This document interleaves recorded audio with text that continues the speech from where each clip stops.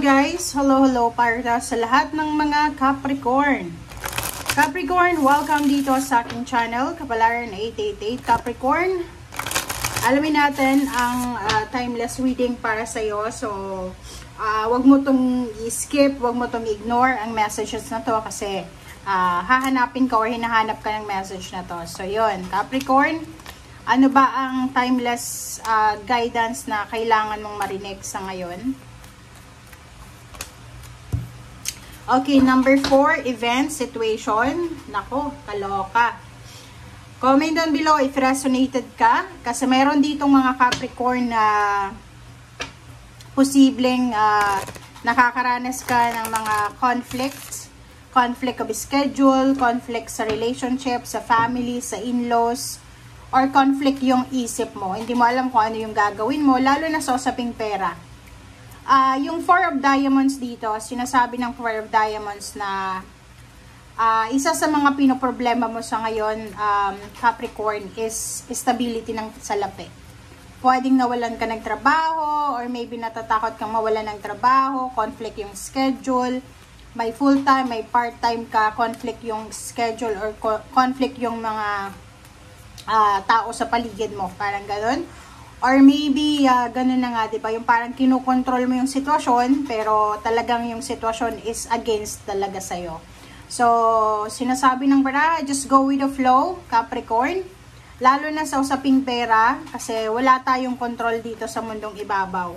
Okay? Tingnan mo, oh, wild.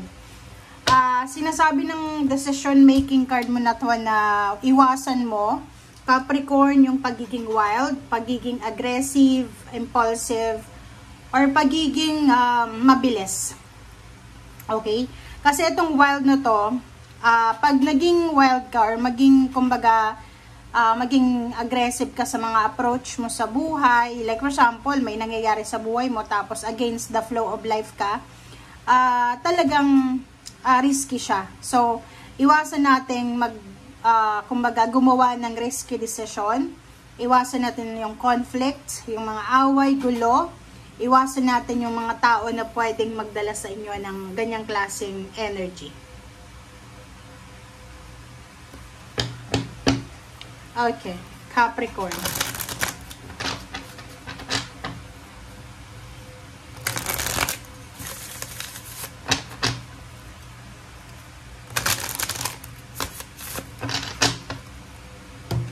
Oops, sorry. Okay. 6 of Wands. Tingnan natin. So, ibig sabihin, marami kang gustong mapagtagumpayan sa buhay. Marami kang pangarap sa buhay. Like yung iba sa inyo dyan, gustong ma-promote sa trabaho, tumas yung posisyon, tumas yung sweldo, makatulong sa kanilang pamilya, magkaroon ng stable, secured na business or trabaho, or yung parang victorious ba, yung manalo sa buhay. Ito yung focus mo. Tingnan natin kung ano yung mga susunod pa. 8 of Pentacles. Oh, 'di ba? So, kung may mga bagay-bagay or sitwasyon sa buhay mo sa ngayon na parang feeling mo against the flow, nandito yung the Tower eh. So, ibig sabihin, mayroong mga Capricorn dyan na may pinagdadaan ng conflict, may pinagdadaan ng imbalances, yung parang gustong-gusto mo pero hindi mo magawa. Yung parang restricted ka. Feeling mo hindi pumapabor sa'yo ang pagkakataon ng panahon. Sinasabi ng baraha sa'yo dito na huwag tayong magpadalos-dalos. As much as possible, kung ito ay pag-uusapan tungkol sa pera or pag-usaping tungkol sa pera, trabaho, sa victory and success, or yun, financial, huwag na huwag kang magmamadali. Okay? Like dito sa 2 of Wands, binibigyan ka ng universe ng pagkakataon na para timbangin yung sitwasyon. Yung mga choices natin, yung mga options natin, make sure na gawin natin yan because yan yung gusto natin. Hindi dahil sa na-pressure tayo or hindi dahil sa hindi tayo masaya or malungkot tayo. Parang ganun. So, Queen of Pentacles, sinasabi ng Queen of Pentacles dito na lahat ng Capricorn or lahat ng tao dito sa mundo, hindi lang Capricorn, nagmamanifest talaga ng financial balance. Sino ba naman, kaya nga tayo nagtatrabaho para makuha natin yung financial balance, diba? So, kung sino man sa inyo ang medyo natatagalan na. Like for example, ang tagal mo nang naghihintay tungkol sa promotion, salary increase, or sa relocation, magkaroon ng bahay, lupa, sasakyan, negosyo.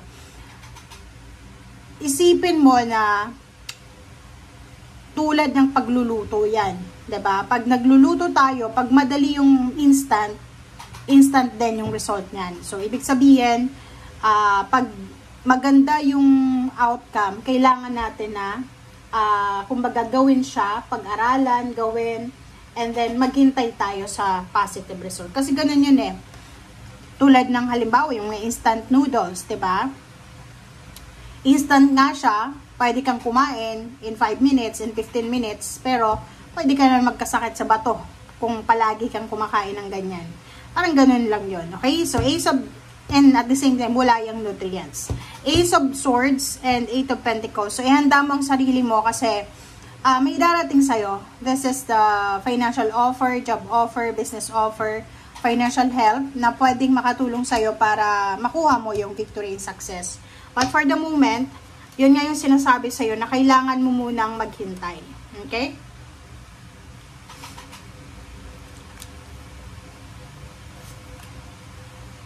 Okay.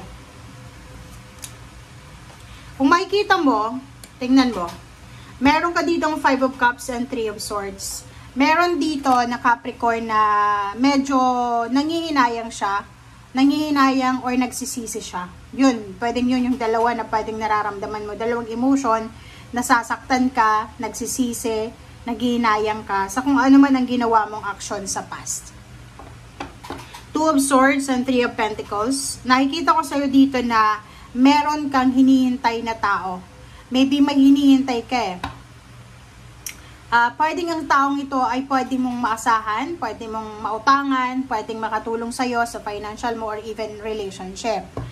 Ang problema lang sa'yo ay yun na nga, pag naging aggressive ka sa mga decision making mo, hindi mo na mahihintay ang taong to and pwede kang gumawa ng desisyon na pwedeng magbigay sa'yo ng pain and heartaches, ng kumbaga distraction, panghihinayang, diba? So, yung message sa'yo ng Barasa ngayon na wag mong i-ignore is hindi dahil sa malungkot ka, hindi dahil sa wala kang pera, hindi dahil sa heartbroken ka, hindi dahil sa nasaktan ka, kailangan mong mag-settle for less. No.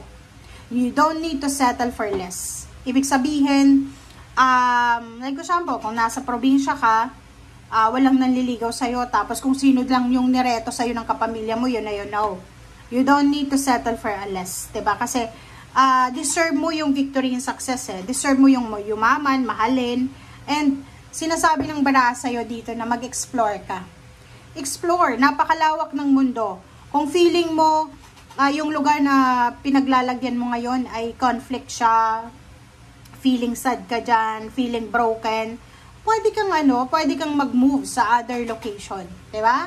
So, sa ilalim mo dito is 7 of Wands, and then 9 of Swords, diba? So, sabi sa'yo dito, if you are experiencing depression, anxiety, sadness, painful emotion, you need to fight for it. Ilaban mo, labanan mo yan na nararamdaman mo, kasi hindi yan maganda para sa'yo, okay? Thank you guys for watching. Bye!